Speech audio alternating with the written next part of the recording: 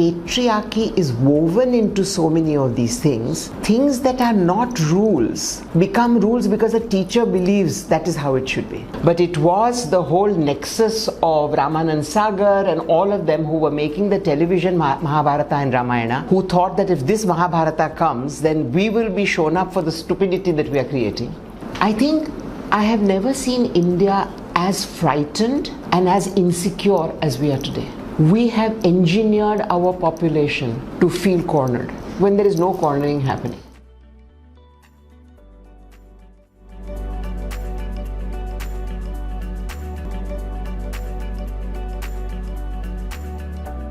Wonderfully. I've always felt very loved in Kerala. You know, in the past I have done extensive work with the Kerala State's Women's Corporation. In 2006, 7, 8, I was doing a project with them. I was very disturbed coming to Kerala and finding the status of women. Because I was brought up on stories of heroic women from my family. And I would come to Kerala and these young women would be so sort of disappearing, and I heard of hundreds of cases of abuse of every kind, sons videoing their mothers for some pocket money, and horrible stories. And I would say, why aren't Kerala women standing up? I mean, you're supposed to be the most educated. How is it that? And they said that, oh, you know, over the last 30, 40 years, it's become very difficult, and there's a huge influence of the Gulf and all the the kind of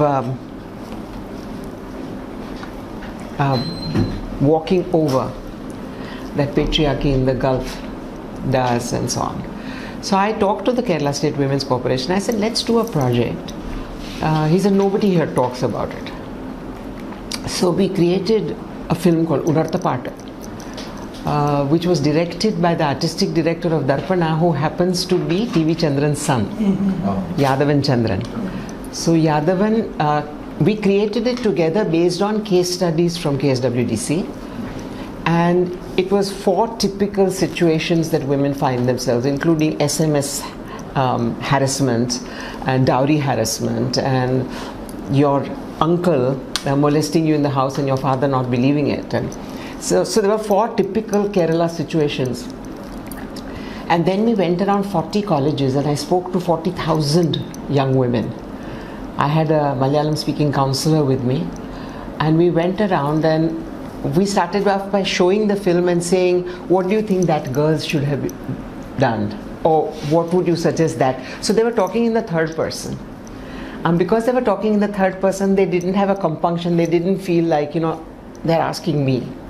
But by the end of about an hour and a half, it was like the dams broke, and I would have young girls running after my car saying, ma'am, you are saying we should do this, but you know, our principal is the one who says that if a boy whistles at you, take another route, and we are constantly being told to swallow everything and not talk about it and take the abuse and so on. So I know Kerala very well, in the sense that I have been to colleges across the country. I really went to colleges across the country. And all through that also I felt very loved and very much a daughter of the state, much more than Gujarat makes me feel. But coming back as the Chancellor has been extraordinary, because from every kind of group of people, from sort of the literature, fraternity, sorority, and the artists and common people, and it's been an incredible welcome. And I'm very, very excited, and the possibilities are immense, and I'm very excited.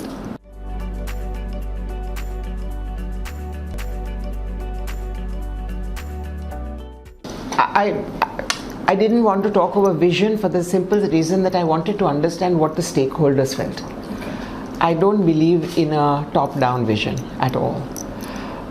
So my first trip of 7 days was literally talking to every group of stakeholders, from the sweepers and the sanitation workers to the security guards, up till all the professors and the administrative staff, the non-teaching staff, the teaching staff, the students, the girls separately, girls and boys together, because I wanted to understand what they felt were the issues. And it was very interesting because, for instance, one of the women who had been a sweeper there, she's a comrade as well, she got up and said that, I've been here 19 years and nobody has asked me what I felt about the system here.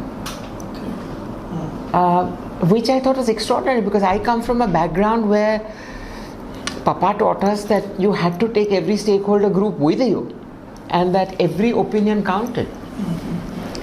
So that apparently for Kalamandalam was a huge change. I think it's in a time warp.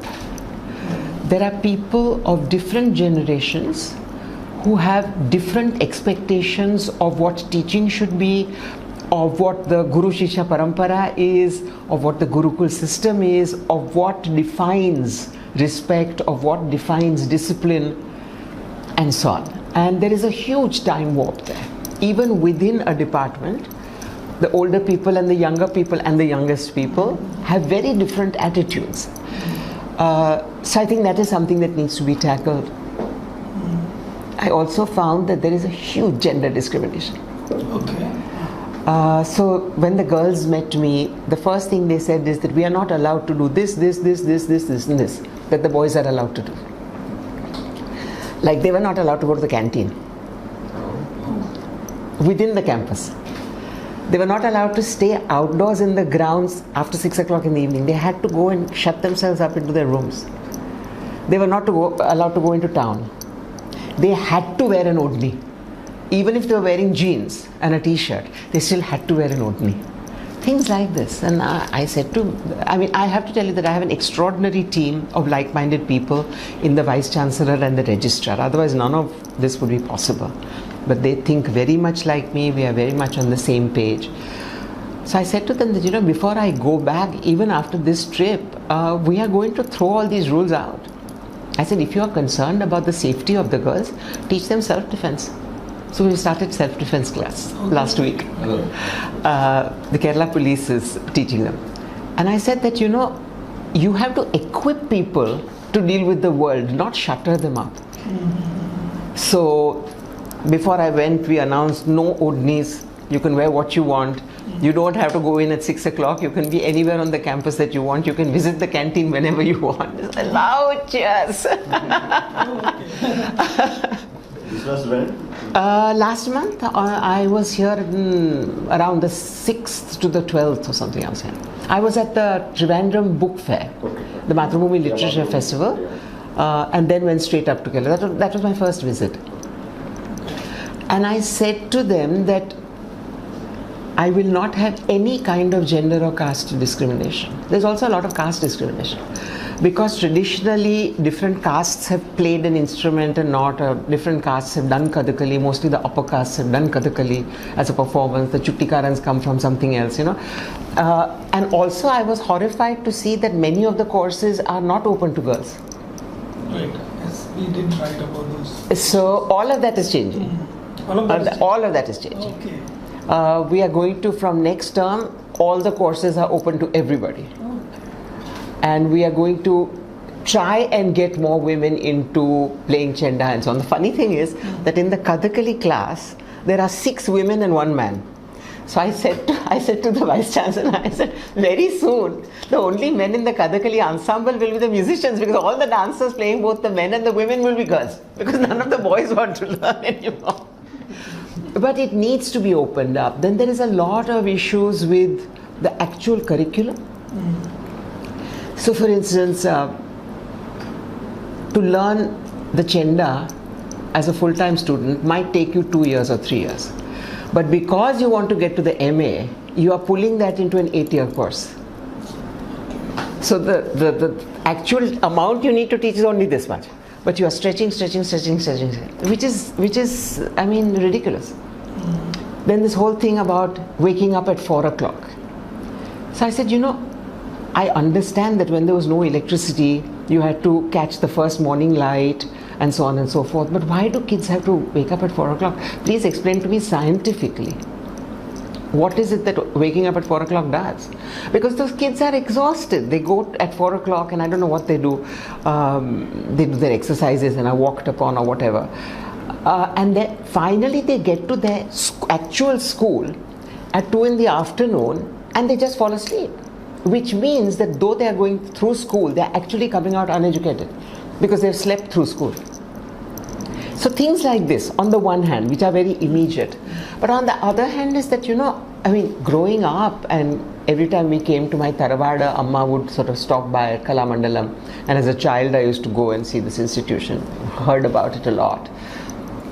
The first time I actually performed in the same ensemble with them was in 1978 when Amma was asked by Vajpayee, who was then foreign minister, to lead a performance troupe to China so that then they could reopen diplomatic ties after 24 years of war.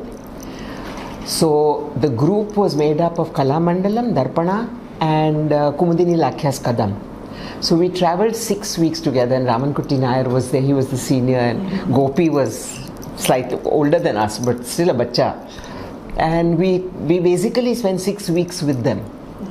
So that was really my closest association. And then over the last 15-20 years, I've been hearing, Kalamandalam, but things are not going right, and they're no longer the most favoured dancers, and they're no longer. So when this offer came to me, one of the challenges was that this is this extraordinary institution with extraordinary branding. Even today, the branding of Kalamandalam is amazing. So why shouldn't it be doing extraordinary things? And being both Papa and Amma's daughter, science and technology doesn't frighten me at all. I think science and technology can in fact enhance our classical arts more than anything else if used properly. So why should Kalamandalam show performances like we were in the 19th century? 2 halogens switched on and that's it, bad sound system. Why should it be like that? And why should they be so insular? I mean, today the world is opening up. In Darpana, what I've tried for 40 years is to see how we can get people to collaborate, people from, there might be a sculptor, there might be a jazz band from the Netherlands, there might be a Marathi writer, there might be somebody who does Lavani.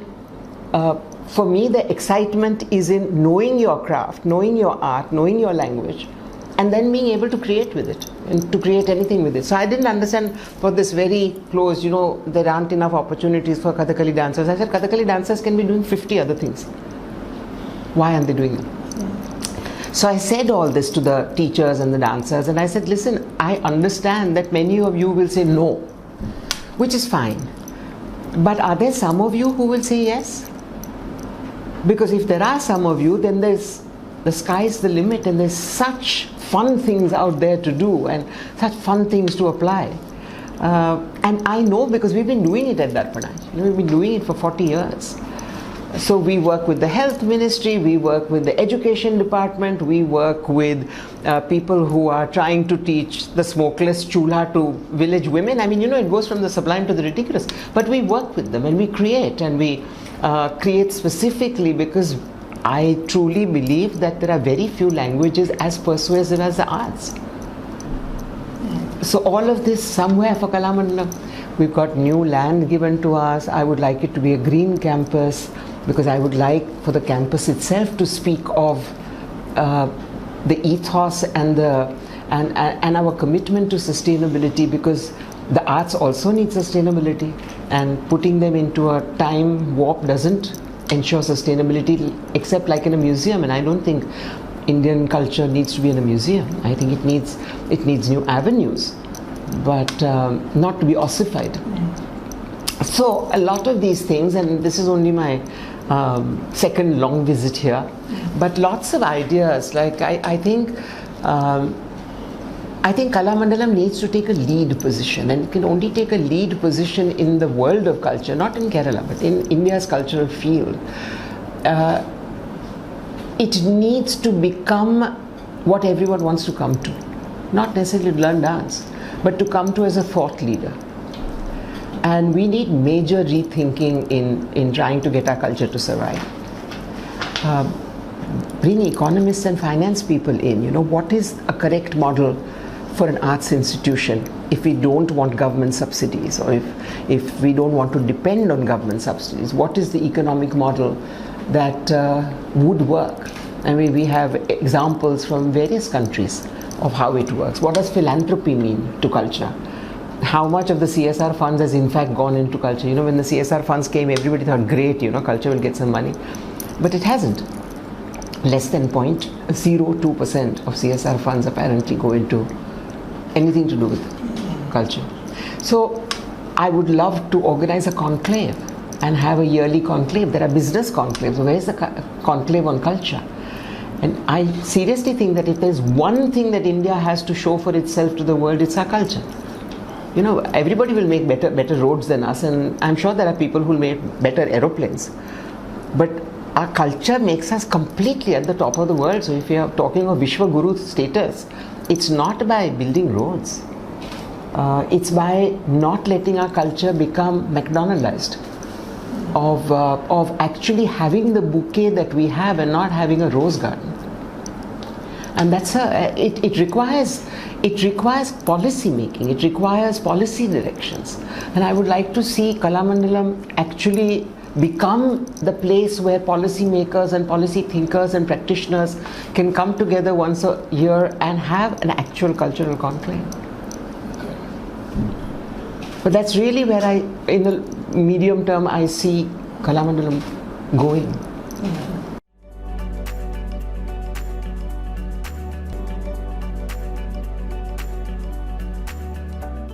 I think that's a huge problem in any case across the country and across all educational institutions. That people are placed either for political reasons or just as nominal heads and are doing 50 other things and are just not committed. You know, an arts institution is very difficult to keep vibrant over the years. The world is changing so fast. I know, because on a daily basis I'm reassessing Darpana's position, Darpana's strategy on a daily basis. And on a daily basis I have to think of funds, because we in Darpana decided very early that I wanted to do the kind of political work that I do through the arts, and that if the government was dependent upon, then they would always pull strings. So over the first 10 or 12 years of my taking over as director, I basically distanced ourselves from government funding.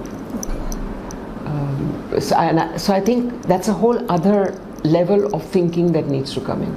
And we can, if we can make models that other arts institutions in the country can follow, I mean, that's really where we should be at.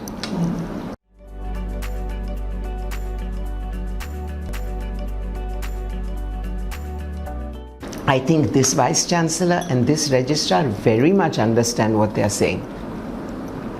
Otherwise, they wouldn't be backing me in my so-called radical ideas. Total change, I don't know. We will have to go about it slowly, because otherwise, you know, it's like a very old person who has not gotten out of bed for 20 years, and you can't suddenly have them doing Bharatanatyam. You know, you first have to have them stretch their arms and see that the bones get stronger and then the muscles get stronger. It's like that with the institution. You know, it's such an old institution. And very often, because patriarchy is woven into so many of these things, things that are not rules become rules because a teacher believes that is how it should be. And all these gender biased rules that I was talking about, none of them are in the rule book. You know, so I mean, the registrar was horrified when I told him. But he's also new. Vice Chancellor is also new. So it is a whole new team.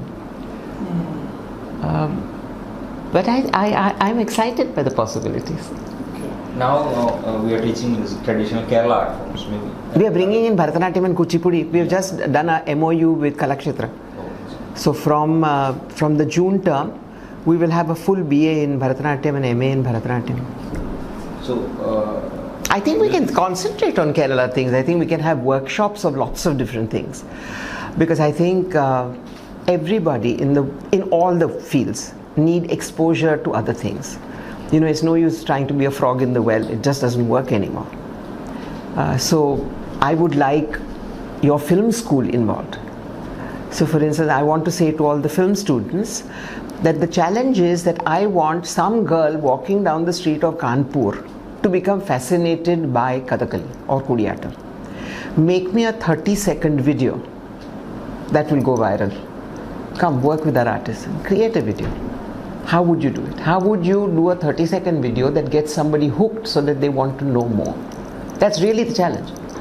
Because we have to create new audiences. We can't depend on the audiences that have been watching our arts for the last 50 years. So how is it that you do that? I face exactly the same challenge. I'm not talking theoretically.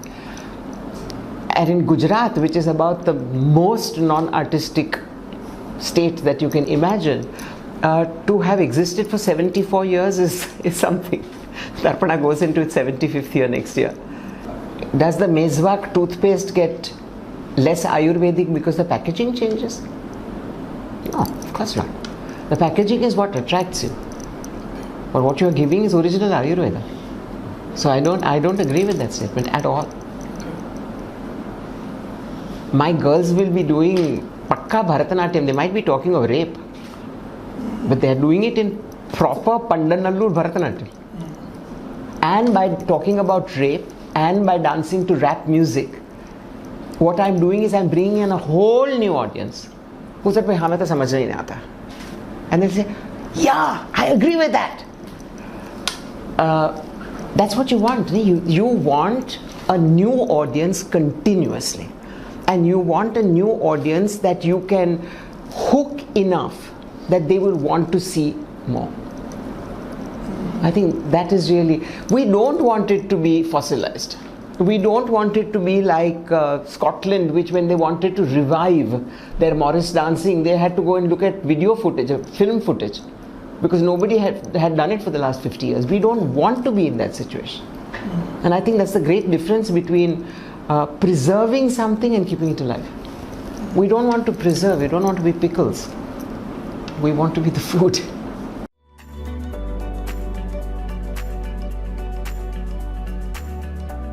I would like it to. I haven't even told my registrar, and I'm talking to you here because I thought of it on the plane. So we have our exclusive. Yeah, so you have an exclusive that I haven't spoken to them about. They might shoot it down. Yeah, but can you elaborate? Yes. I would like it to be ideally the Kalamandalam Cultural Conclave, and happening once a year, bringing in intergenerational, art people to talk and to share a vision, to share solutions that others can try out, to be able to get out of the silos that Western thinking has put us in. You know, when poor Bharata wrote the Natya Shastra, he didn't make this is dance, this is music, this is theatre, this is puppetry. For him it was the arts. And then Western civilization came in and we said you have to be a specialist in everything. Only then can you be good. But you can actually be a specialist in 3 or 4 things. You don't have to. And then our artists, like for instance in Kuchipudi, the dancers always spoke and the dancers always sang. But that's bloody hard. So people take a shortcut. So my guru, C.R. Acharyalu, was the only one who kept it. So I am the only one of the current dancers who actually sings and speaks on stage in my Kuchipudi. But it's very hard because you are breathless and you have to practice pranayam to get your yogic breathing correctly so that you are not out, you don't go like that. You know, so it's hard. It's much easier just to dance, or it's much easier just to sing, or it's much easier just to act. So I want to break those silos. I would like theatre directors from across the world to come and work with them. I would like contemporary dancers, because contemporary dance has a series of exercises that actually facilitates whatever dancing you are doing. You know, it's like going through a regime which then makes you prepared for whatever you want to do.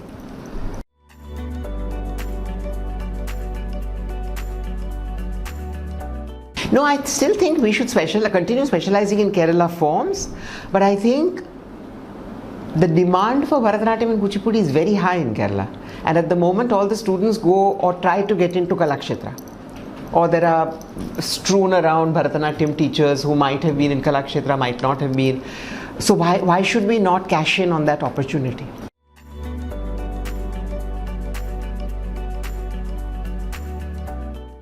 I don't know. I haven't yet gotten that impression. Maybe I will come to know of it, but it's not an impression that I have gotten yet.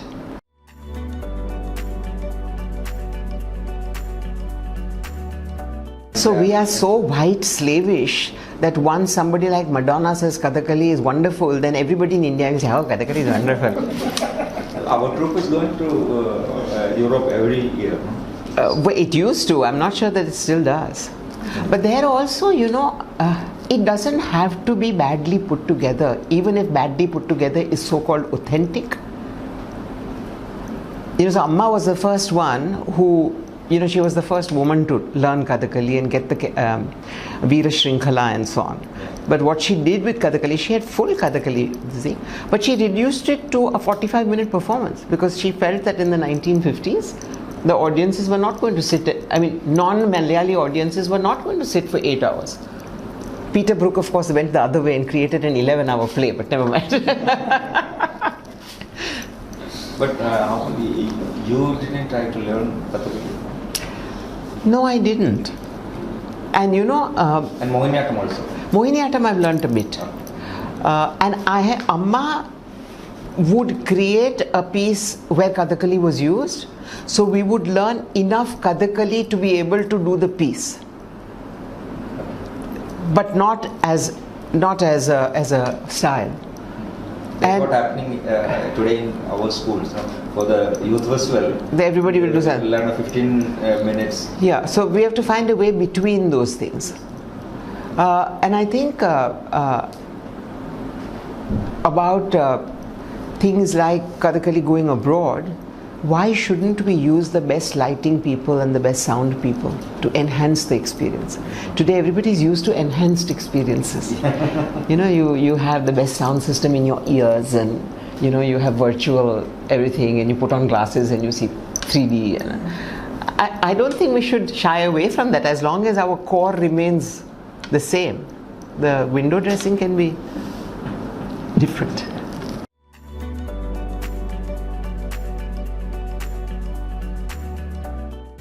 I come from a family where I thought it was normal to fight against injustice. So, like at the age of 12, I sat in a dharna outside my principal's office because I felt that a woman teacher who was having a love relationship with a male teacher, the woman teacher was punished and the male teacher wasn't. And I thought this was very unjust, so I sat in dharna outside her office. She happened to be my aunt, but it's Papa's older sister. So I used to always, I didn't call it activism because I didn't know the word, and I didn't call it, being a liberal or any of those, but I was always involved in things like this. In IIM, I led the first ever dharna because the women didn't have a hostel and we were crammed 3 to a room. And ours was the first class that had a big contingent, a big meaning 9 women as against 3. So in between the first and the second years, I sat in dharna outside Dr. Samuel Paul, the director's office, till we got a hostel. So I used to do all of that, but never thought of it as activism. And I used to dance, and I used to act.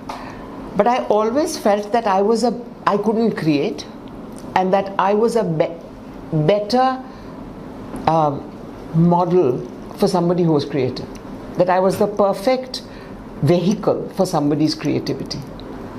And that's how I went into the Mahabharata, thinking of this. And then I saw the effect that Draupadi had on all these different kinds of audiences. And my interpretation of Draupadi, because my interpretation was not necessarily Peter Brook's interpretation. So there also we had this who is a Shakti and who is a Shrew kind of arguments. But and those 5 years were years when I had absolutely no anchor but myself.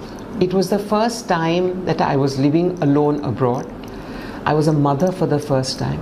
My child was 3 weeks old when I went, and I took him with me. It was the first time when my great privilege of having the Sarabhai name didn't count for anything. It was the first time that my being Mrinalini Sarabhai's daughter didn't count for anything, because I wasn't even in the dance world, I was in the theatre world. Had I been in the dance world, being Mrinalini Sarabhai's daughter would have counted, because Mrinalini Sarabhai was very well known internationally amongst the dancers.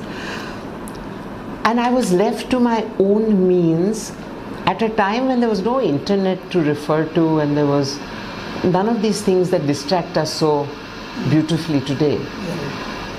And I had to really plumb the depths of myself to understand who I was becoming. And I became a very different person in those 5 years. Not only because of the time that I spent with Draupadi, but because of the time that I spent with Mallika.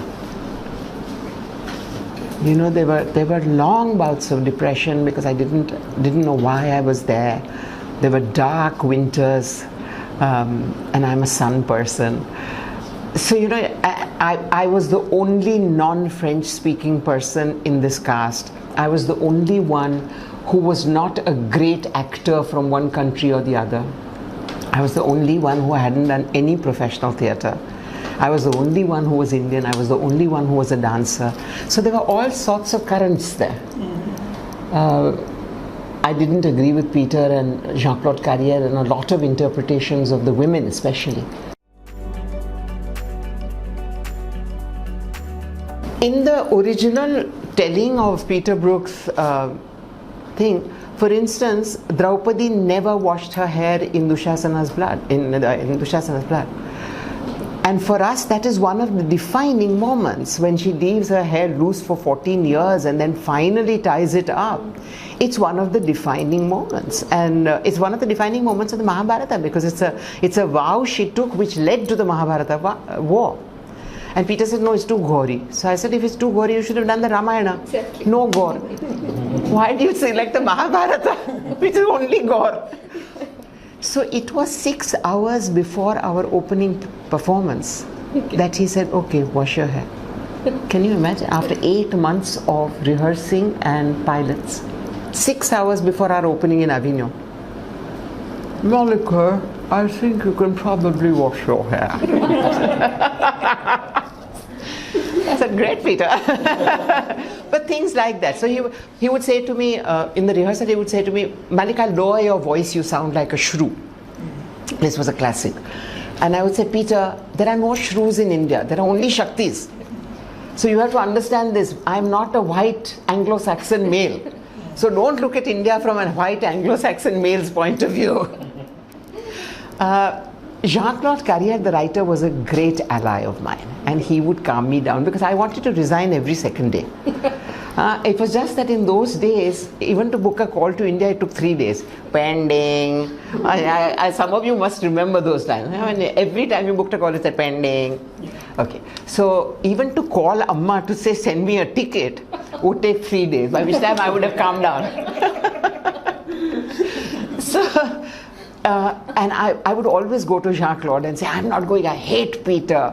And he's horrible with me, and I'm not going to stay here. Why should I stay here? I've got a fantastic dance career, and I don't want to become an actress in Europe, so I don't, you know. And Jean-Claude would calm me down.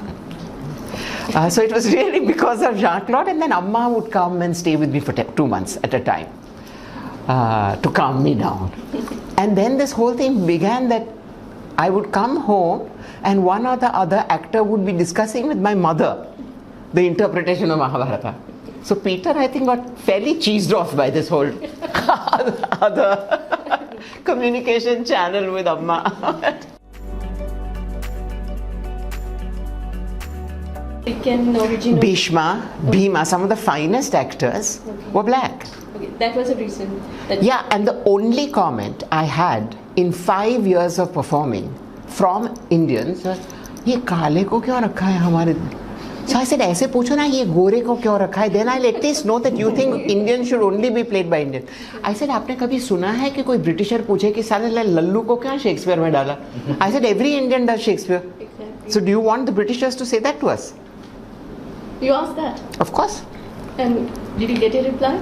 I didn't win the popularity contest. No, I used to say to them, you know, everybody in the cast was willing to go without pay if we could come to India. They said if India can't afford an expensive production like this, and it was an expensive production, we will go without pay. That's how keen people were to come to India. But it was the whole nexus of Ramanand Sagar and all of them who were making the television Mahabharata and Ramayana, who thought that if this Mahabharata comes, then we will be shown up for the stupidity that we are creating. And they forced the foreign ministry to say, no, it will be taken very badly and we don't want to jeopardize you and so on. It was a complete political Bollywood thing. But people were still keen to come to India. So after the film and television versions were made, we had a tour in India showing the film. And about 8 of us actors were on that tour. And we began in Bombay. I had warned them, Bhishma and Krishna, who was Moroccan, and who looked more Indian than most of us. Because Moroccans are not dark, they are our color. I had warned them. I said, listen, you have these idealistic ideas of what the Mahabharata India was, but let me tell you, it can be a shit country. And please don't get upset, because we are a racist country. So we are in Bombay, Press Club of India. And the first question asked by the president of the Press Club of Bombay is, why do you keep these black people? We know they are like baboons. We are on stage. We are on stage. We know they are like baboons. And from there, it went down. We were ending in Bangalore. And a man got up who was 7 shades darker than anybody in Mahabharata and said, but you know, it's an insult to us to have these black people. So I looked at my unit and they knew I was up to something and that they shouldn't say anything. So I just signaled to them. I opened my handbag, I picked out a mirror and I did this to him. End of story. Unbelievable, actually. I mean, such things happened. Which year was that? late 89, early 90. But I tell you, the amount of apologizing on behalf of Indians that I have done is pathetic. Even to young students who come to study at IIM Ahmedabad from black countries. So 40 years ago it wasn't quite as bad as it is today, but it was very bad. Yeah, so I came out a completely different human being. And I came out thinking, you know, for everything that I want to do activism wise, my arts are the best vehicle. And I have to make the two converge. And so, because I still felt that I was not a creative person, I tried to go to writers and directors to try and explain what I wanted. And nobody would get it. So I had a very dear friend and colleague in Britain, a Britisher, who did international and intercultural theatre. And he said, you do it, you write it. I said, I can't write. He said, yeah, you have to write it. If you want to say it badly enough, you're going to have to write it. So that's it. It was a very painful process of birthing myself as a creative person, but that's the first performance I did post Mahabharata. Was called Shakti, the Power of Women. And I acted, I learned Kalari for it because I wanted to do Rani of Jhansi, and I thought the best way of doing Rani of Jhansi was to actually learn Kalari. So I learned from Satyan at CVN Kalari and learned for 4 months intensely with him to do it. And I sang in it, I did everything that actors don't normally do. And that in some senses broke the fear and limitations that I had set up for myself. So yes, it was those 5 years spent with myself, and spent, you know, I'm this kind of believer that all work should be ananda. You know, I'm the complete opposite of method acting, because in method acting everybody used to be very, very depressed in order to find the character. And I would go la-di-daing outside the rehearsal thing. I would go and breastfeed my son and sing him songs and dance around him. And they thought, she can't be a serious actress if she's... And then after the rehearsals, Peter would have this conclave and everybody would... And I would be dancing away. And he just didn't understand this. So we used to have terrible arguments. How can you be a serious dancer if? Or how can you be a serious actor if? And I said, well, Peter, I don't believe that you have to be unhappy. Yes, you're playing somebody who's unhappy. But why should you torment yourself? Haven't you been unhappy? Can't you dig into that experience? So this was a great to and fro between us. So by the time we had finished 2 years, and we had finished the French version, Peter and I had become like friends. We knew we disagreed on most things, but Peter had understood and I had understood. I had thought I was some faltu, one Indian had better be in it. So that. And I understood what a fulcrum I had become to the performance, and Peter understood what a fulcrum I had become to the performance. Because by that time Newsweek was giving me rave reviews and Time magazine was giving me rave reviews and so on. And my sense of insecurity at being in this completely alien atmosphere had gone away. So we would have these press conferences and they would be asking Peter questions and Jean-Claude questions, and Peter would always have me sitting on the stage next to him. Only 2 or 3 of us on stage. But the other 2 would be people who had worked with him for 25 years. And then at the end of the question answer, he'd say, and now if you want to know what a horrible person I am, Mallika will be happy to tell you. So it had become that kind of a relationship. And then all these 30 years, every time I was in Paris, I used to meet him and he would take me to see his new play. And so we were great friends like that. But we found our balance. But yes, that changed me profoundly. It changed me as a human being. My marriage broke up as a result because I came back a completely different person from the person who had gone away 5 years. And the entire path of my work after that was because of that. I think had I remained in India, protected, and of course I was protected, I was privileged. Privileged not necessarily by wealth, but privileged by who my parents were and who the family was and what the family stood for. I don't think I would have become the person I am. I threw caution to the winds and said, what the hell?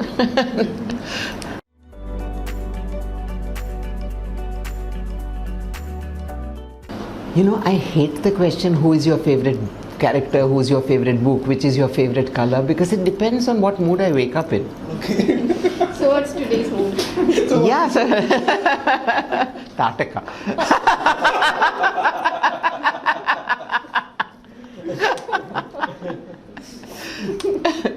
But seriously, no, I understood that you could not bash somebody's faith. If you wanted them to look at that faith differently, you had to first get them over onto your side. So for me to say that you people are idiots to worship Sati Savitri and say that every woman has to jump into the fire with her husband, I decided to look at Savitri and what she really did. So I started off by saying, yes, you must worship her. She was an extraordinary woman, but not for the reasons you think. Not because she ever said to Yama that I will die if my husband dies, but because she said to Yama, I will not let you kill my husband. I will not let you take... It's a slight shift, but it is an enormous shift. It's an enormous shift. Or Sita, when she goes back to the earth, she says, Mother, this civilization is not ready for me. Take me back because I took part in a man's lies. That was my mistake. So take me back not as defeat, take me back because this world is not ready for me. These are, and because there are 300 Ramayanas, because the Puranas were interpreted in each era, each epoch, there are so many versions. Like there's a Andhra Ramayana that the women sing, which is so bawdy that so-called civilized women would blush. And they sing it to young girls when they're about to get married. So you can imagine, they teach everything through Sita's story. But we have gotten fixated on one North Indian version. And that's the same. We have gotten fixated on Manusmriti. And we've become fixated on upper caste privilege. And upper caste privilege means the detriment of every other. And that includes women, it includes Adivasis, it includes any culture that is not written up in Sanskrit, which most of our culture isn't. Most of our very vibrant culture, be they the folk stories or the folk dancing or the folk music, the tribal medicinal values, just because they are not written in Sanskrit, we don't acknowledge them. I mean, the whole African continent is not acknowledged because they don't have a written culture. Look at the depth of the African cultures. And yet we negate it because we are so Sanskrit and Latinized, because they are very similar. That this is the language of the educated. And who is allowed to be educated? Only this tiny fraction. And they will interpret. And theirs is the high arts, and everything else is just margi. And this prevails even today. And this is what needs to be changed. And if we need a white stamp on it, then we shall get a white stamp on it to be acknowledged. I mean, do you remember 15 years ago, everybody would laugh at Ayurveda? And then America wanted to have a IP on Haldi, and then suddenly everybody wakes up. And the American cosmetic industry starts using all the things that our grandmothers have always used. And suddenly we wake up and now everything is alternate. I said, oh, allopathy is alternate. We are not alternate. You know, but our educational system, our way of thinking is just so skewed. So I try through my work to askew some of the skews. So recently there was this Holi celebration. Did you see those horrible videos? I mean, every day I think that we cannot as a human race become more base, but every day we become baser. They were sickening videos from UP, from that tourist in Delhi. Japanese. Yeah, the Japanese tourist. But what about those Muslim women in hijabs who they were taking these balloons and hitting them like, I mean, you can't even use the word barbaric because the Berbers had a very strict code of conduct. You can't call people animals because animals don't kill for sport. I think the worst gali you can give a human being is to call them a human being. Unfortunately.